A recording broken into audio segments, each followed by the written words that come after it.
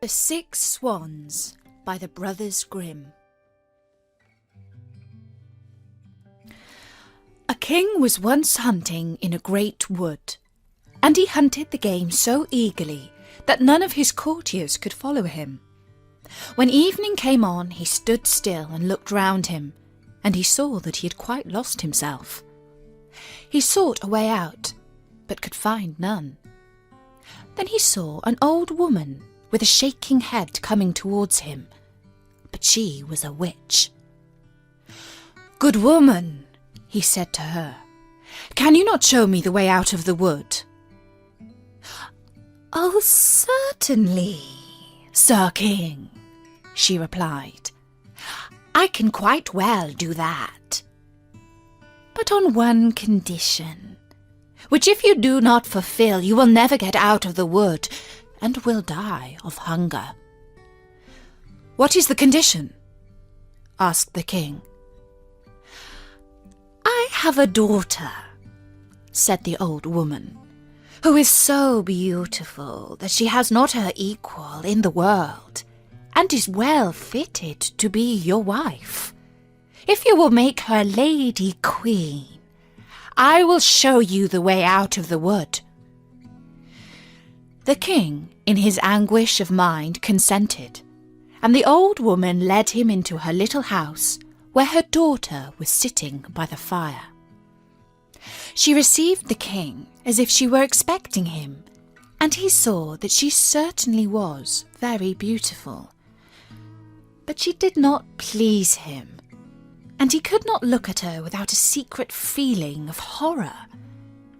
As soon as he had lifted the maiden onto his horse, the old woman showed him the way, and the king reached his palace where the wedding was celebrated.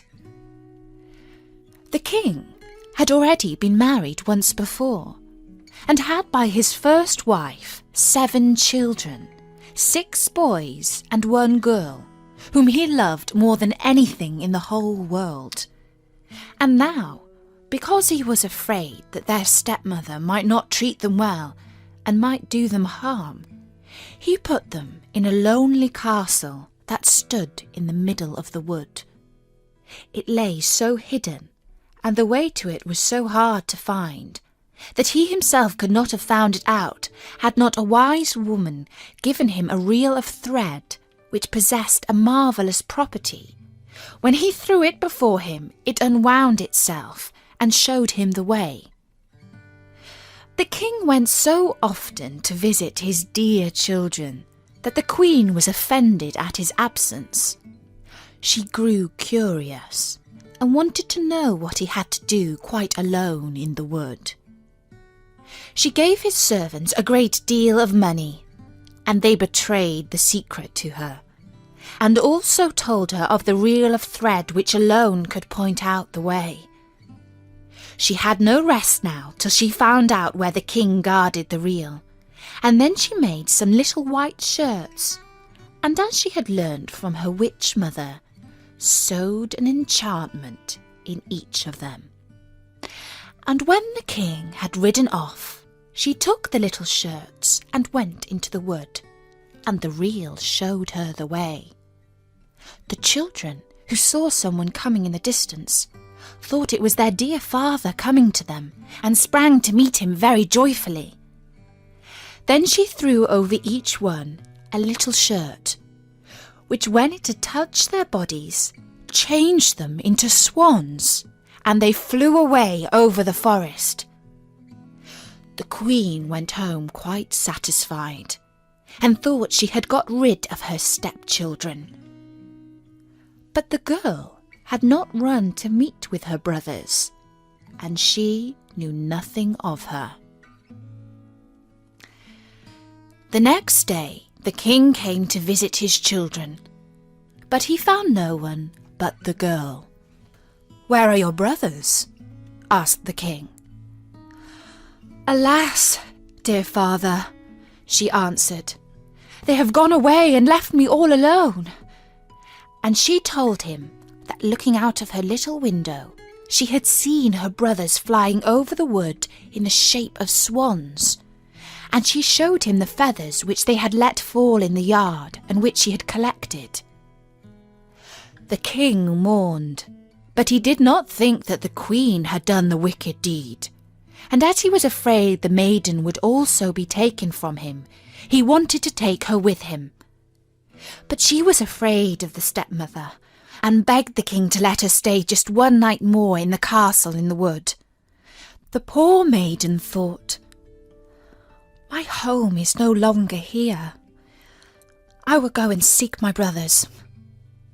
And when night came, she fled away into the forest. Then she saw a little hut, went in, and found a room with 6 little beds. She was afraid to lie down on one, so she crept under one of them, lay on the hard floor, and was going to spend the night there. But when the sun had set, she heard a noise, and 6 swans flying in at the window. They stood on the floor and blew at one another, and blew all their feathers off, and their swan skin came off like a shirt. Her brothers were not less delighted than she to see their little sister again, but their joy did not last long.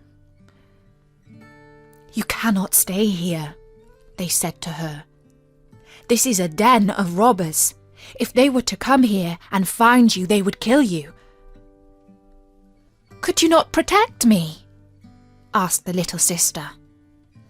"No," they answered, "for we can only lay aside our swan skins for a quarter of an hour every evening. For this time we regain our human forms, but then we are changed into swans again." Then the little sister cried and said, "Can you not be freed?" "Oh no," they said. "The conditions are too hard.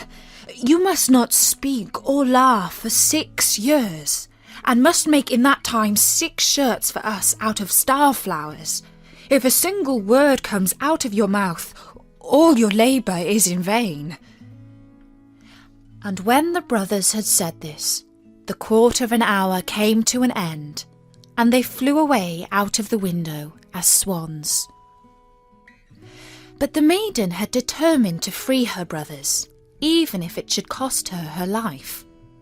She left the hut, went into the forest, climbed a tree, and spent the night there. The next morning she went out, collected starflowers, and began to sew.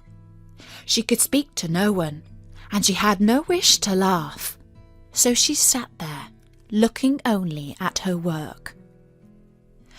When she had lived there some time, it happened that the king of the country was hunting in the forest, and his hunters came to the tree on which the maiden sat. They called to her and said, "Who are you?" But she gave no answer.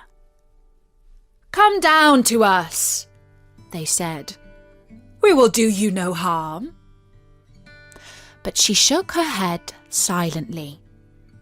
As they pressed her further with questions, she threw them the golden chain from her neck. But they did not leave off, and so she threw them her girdle, and when this was no use, her garters, and then her dress. The huntsman would not leave her alone, but climbed the tree, lifted the maiden down, and led her to the king. The king asked, "Who are you? What are you doing up in that tree?" But she answered nothing. He asked her in all the languages he knew, but she remained dumb as a fish. Because she was so beautiful, however, the king's heart was touched, and he was seized with a great love for her. He wrapped her up in his cloak, placed her before him on his horse, and brought her to his castle. There he had her dressed in rich clothes, and her beauty shone out as bright as the day, but not a word could be drawn from her. He set her at his table by his side, and her modest ways and behaviour pleased him so much that he said, "I will marry this maiden. and none other in the world. And after some days, he married her. But the king had a wicked stepmother who was displeased with the marriage and said wicked things of the young queen. "Who knows who this girl is?" she said. "She cannot speak and is not worthy of a king." After a year, when the queen had her first child, the old mother took it away from her. Then she went to the king and said that the queen had killed it. The king would not believe it and would not allow any harm to be done to her. But she sat quietly, sewing at the shirts and troubling herself about nothing.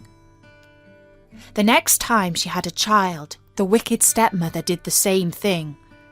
But the king could not make up his mind to believe her.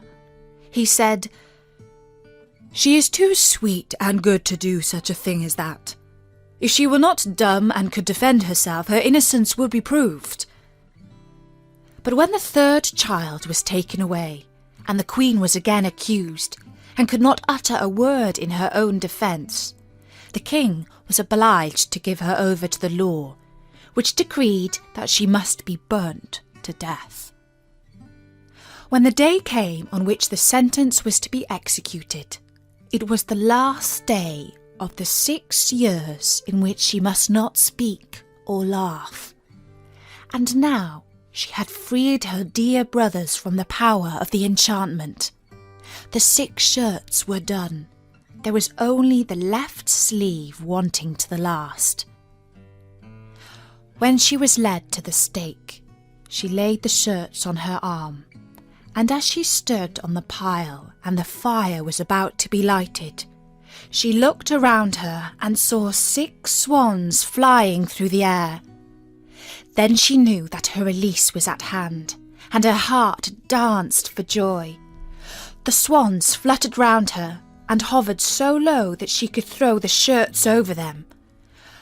When they had touched them, the swan skins fell off, and her brothers stood before her, living well and beautiful. Only the youngest had a swan's wing instead of his left arm. They embraced and kissed each other, and the queen went to the king, who was standing by in great astonishment, and began speaking to him, saying, "Dearest husband, now I can speak to you and tell you openly that I am innocent and have been falsely accused." She told him of the old woman's deceit, and how she had taken the 3 children away and hidden them. Then they were fetched, to the great joy of the king, and the wicked mother came to no good end. But the king and queen, with their 6 brothers, lived many years in happiness and peace. And that was the story of the 6 swans by the Brothers Grimm.